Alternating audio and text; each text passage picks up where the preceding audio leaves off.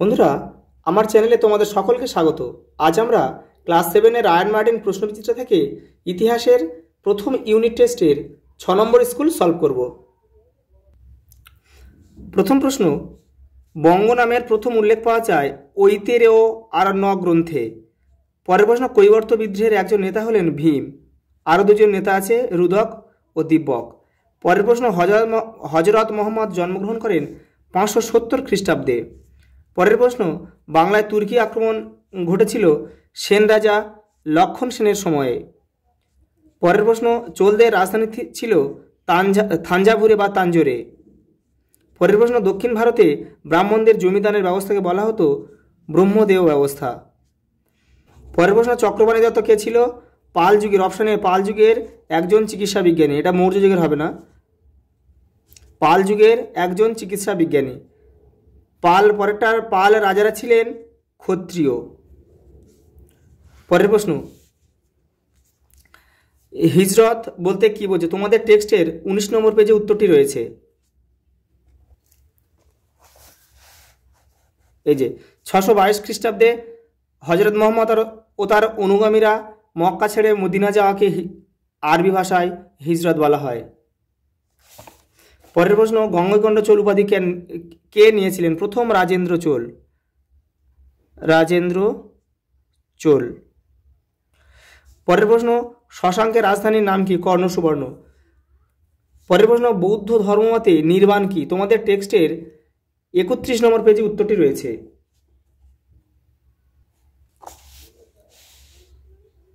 এই যে নির্বাণ, বৌদ্ধ ধর্মতে নির্বাণ বা মুক্তি লাভ করলে বারবার মানুষকে জন্মাতে হয় না। পরের প্রশ্ন, পাল যুগের একজন বিখ্যাত শিল্পীর নাম লেখো। বিটপাল আর একজন হচ্ছে ধীমান। পরের প্রশ্ন, ত্রিশক্তি সংগ্রাম বলতে কি বোঝে? তোমাদের টেক্সটের 17 নম্বর পেজে উত্তরটি রয়েছে।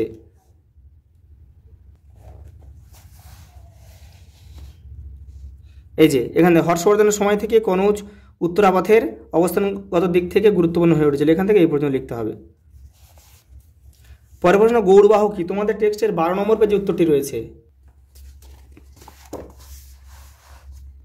এই যে টুকরো কথা গৌড়বাহ, এখান থেকে এই পর্যন্ত লিখতে হবে।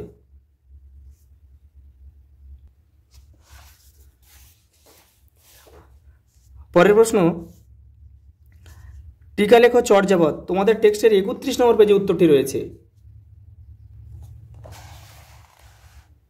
এই যে চর্যাপদ, এখান থেকে এটা পুরোটা লিখতে হবে। পরের প্রশ্ন, মাতসান্নায় বলতে কি বোঝে? তোমাদের টেক্সটের 13 নম্বর পেজে উত্তরটি রয়েছে।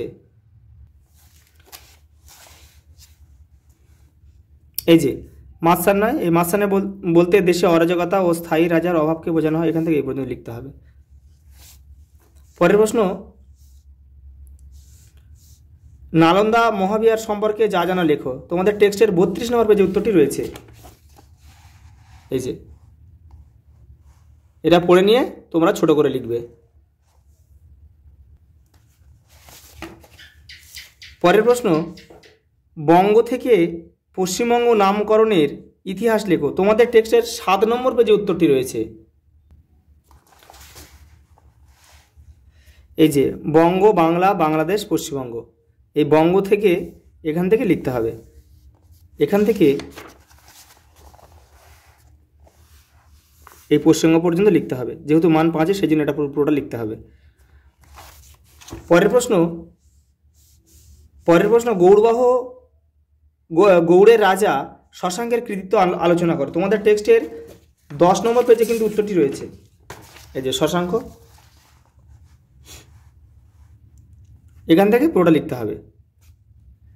পরের প্রশ্ন, শেষ প্রশ্ন, পাল ও সেন যুগের বাংলার ধনসম্পদ ও অর্থনীতি সম্পর্কে যা জানা লেখো। তোমাদের টেক্সটের 28 নম্বর পেজে কিন্তু উত্তরটা রয়েছে। এই যে পাল ও সেন যুগে বাংলা ধনসম্পদ ও অর্থনীতি, এখান থেকে এই পড়ে নিয়ে তোমাদের ছোট করে লিখতে হবে। আচ্ছা, এই পর্যন্ত দেখা হবে পরে।